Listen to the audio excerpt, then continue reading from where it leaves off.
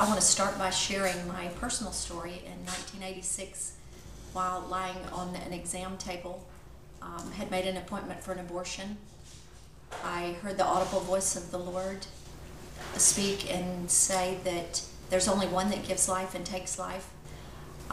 It was in 1986. It was the day that the Challenger exploded, and I got up, went out in the waiting room, tapped my husband on the shoulder, and we got in the car. We really didn't have a discussion at that point of what had happened, but within a short few minutes of being in the car, he asked about pulling over to see if we could see the shuttle go off. So we pulled it over and we watched the shuttle go up, and the rest of that story is history, as you well know. We watched the shuttle explode, and at that point I heard the Lord say, I'm the only one that gives life and takes life. So that was the beginning of a wonderful story. We have a daughter that's very active in the pro-life movement right now.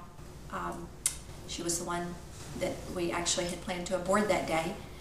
But I also have a story that doesn't have the same ending to it. When I was 18 years old, I had been raised in a church my whole life and had never heard anybody preach about taking a stand for life. So at 18 years old, I was pregnant and had an abortion. I was actually working as a night operator and was surrounded by Christians.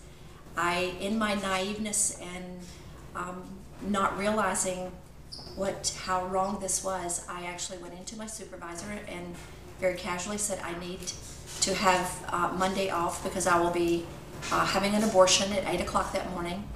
And this was a Christian sitting in front of me. So where I would like to go with that at this point is to charge the body of Christ to realize the importance of being a voice.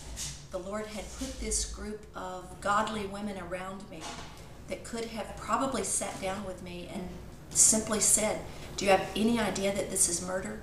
Because at that time I did not know.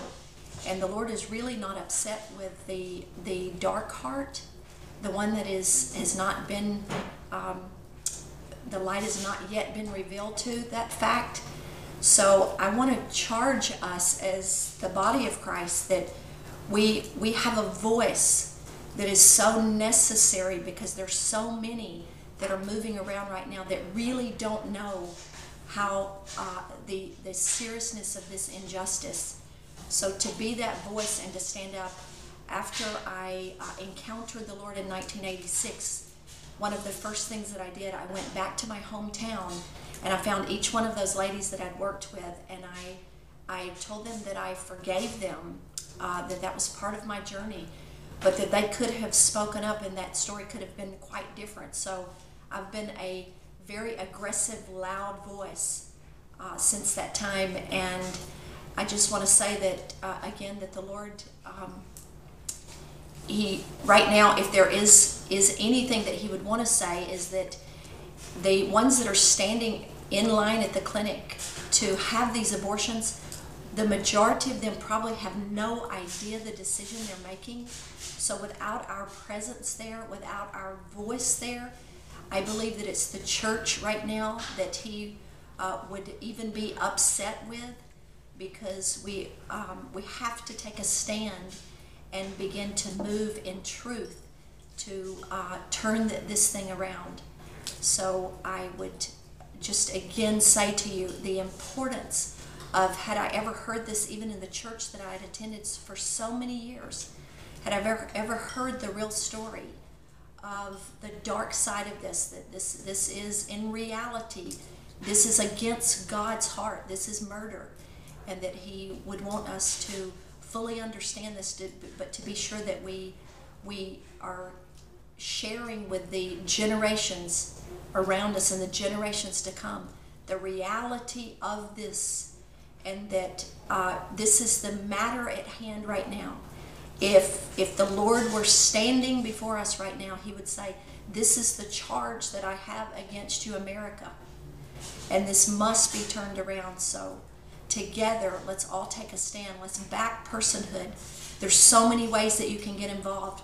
Perhaps you don't have the time, but you have the finances. So you can sow into this. It's good ground. It bears much, much good fruit. So I just say, take the time to connect with this group of people, this faithful group, and see how you can actively get involved.